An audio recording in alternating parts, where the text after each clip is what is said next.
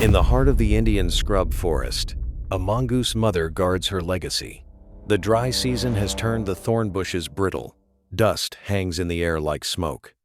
Beneath this harsh surface, a hidden nursery trembles with life. Inside the burrow, 4 tiny pups press against their mother. Their eyes are newly open. Their bodies are still clumsy. But every breath they take depends on the vigilance of the adult family above them. The Indian gray mongoose is small, fast, and fearless. She is not the strongest hunter in this landscape, but she belongs to a bloodline shaped by serpents. Her reflexes are built for danger, and her courage is sharpened by motherhood. Around the burrow entrance, older siblings patrol the dust. They sniff the wind. They listen for wing beats, claws, and scales. In this fragile fortress, family is the only wall between life and the cold arithmetic of the scrub. The morning heat rises quickly. Food is becoming scarce. Beetles vanish under stones. Lizards retreat into cracks. Even the birds grow silent beneath the white glare of the sun. For the mongoose mother, hunger is no small inconvenience. She must feed herself to produce milk.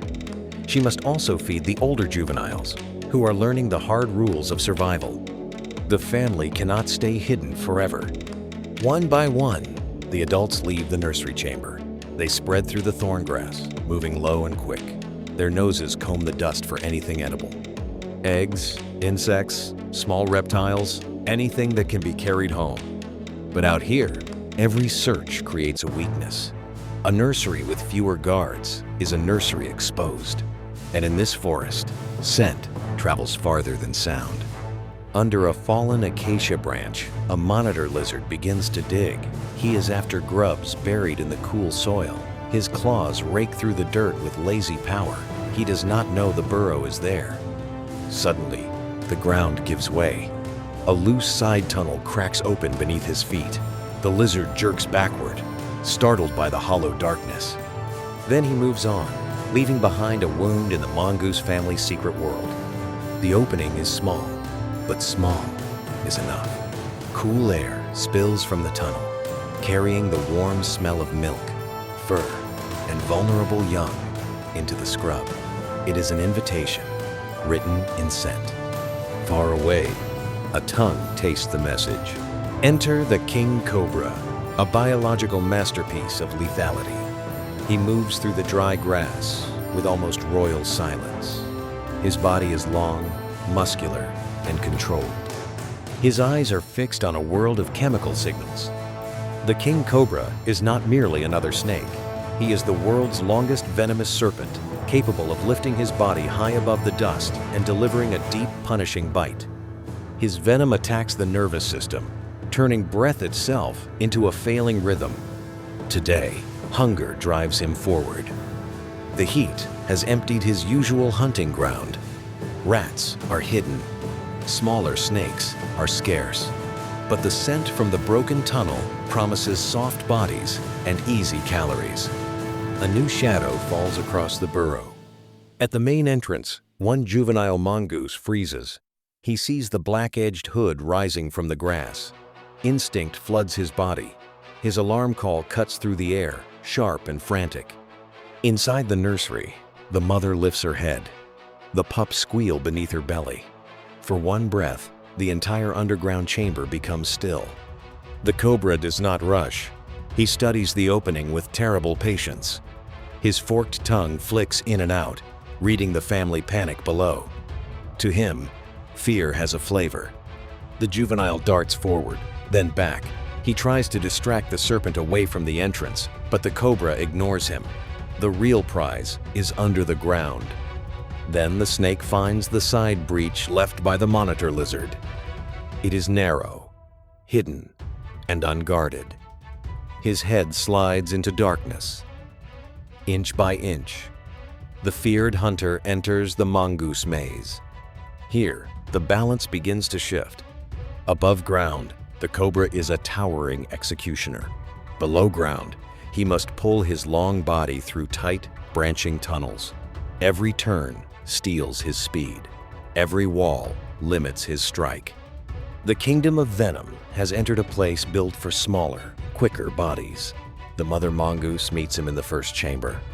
She stands between the cobra and her pups. Her back arches. Her teeth flash white in the dark.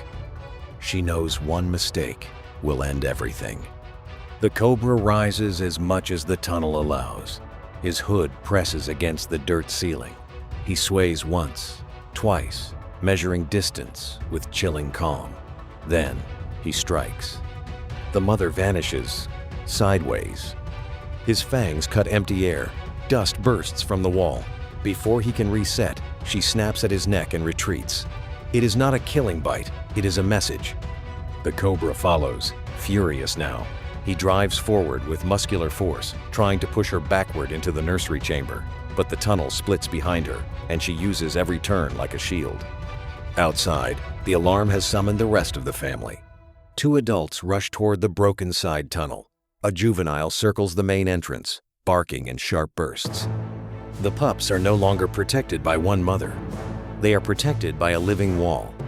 But the serpent is not easily denied. He lunges again. This time his head comes dangerously close. The mother feels the wind of the strike across her whiskers. Venom glistens at the tips of his fangs. Mongooses are famous snake fighters, but they are not magical. Their bodies carry modified nerve receptors that can reduce the effects of some neurotoxins, giving them a precious margin against certain venomous snakes. But resistance is not immunity. A deep bite from a king cobra can still be fatal. The mother understands this without science. Her body knows the truth. Dodge first, bite second. Never let the fangs land.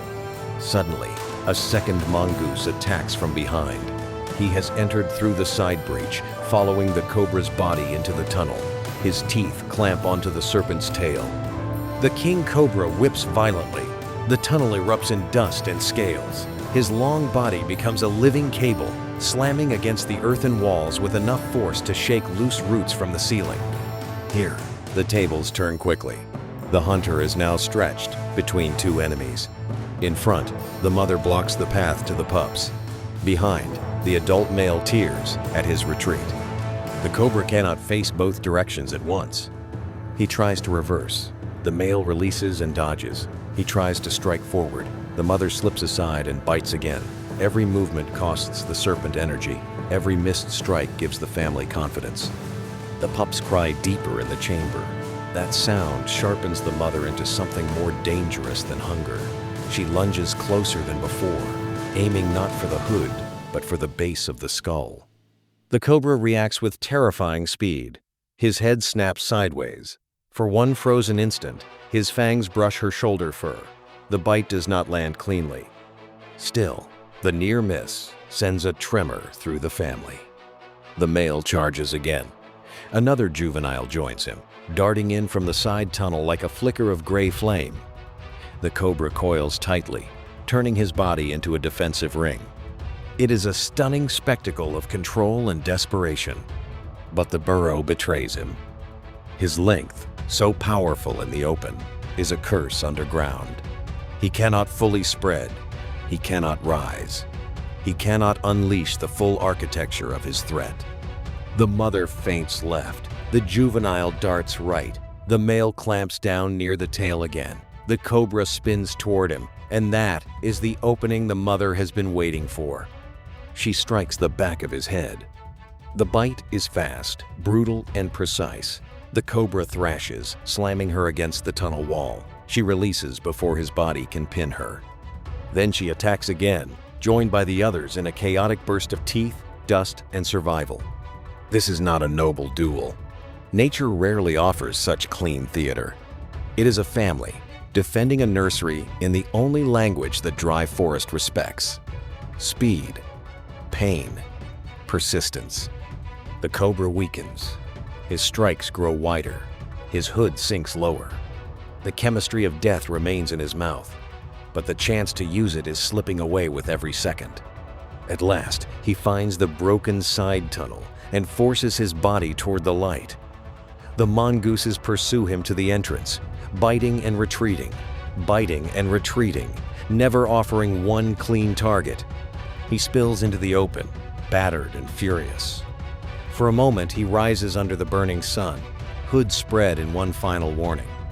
The family gathers at the edge of the burrow. No one follows farther. The cobra turns into the thorn grass and disappears, carrying his hunger with him. Silence returns slowly. Dust drifts through the damaged tunnel. The mother mongoose stands at the entrance, breathing hard, her fur streaked with soil. Her shoulder trembles where the fang almost found flesh. Inside the nursery, the pups are alive. They crawl over one another, blind to how close the merciless cycle came to swallowing them. Their tiny calls fill the chamber again. The adults begin repairs at once. They push loose soil into the broken side tunnel. They pack it down with quick paws and urgent noses. The monitor lizard's accidental doorway must be sealed before nightfall. Above them, the forest continues without ceremony. A drongo calls from a thorn branch. Ants cross the dust in perfect lines. Somewhere beyond the scrub, the king cobra searches for another meal. There is no villain here. Only hunger, meeting motherhood in a narrow place beneath the earth. The cobra must eat. The mongooses must protect. The forest accepts both truths without pity. As evening cools the ground, the mother curls around her pups once more. The older juveniles take their posts at the entrance. Their eyes are sharper now. Their world has grown larger and more dangerous. One day, these pups will leave the burrow and learn the same ancient dance. They will face fangs, claws, hunger, and dust. And somewhere in the Indian scrub, another shadow will rise from the grass, ready for the next encounter.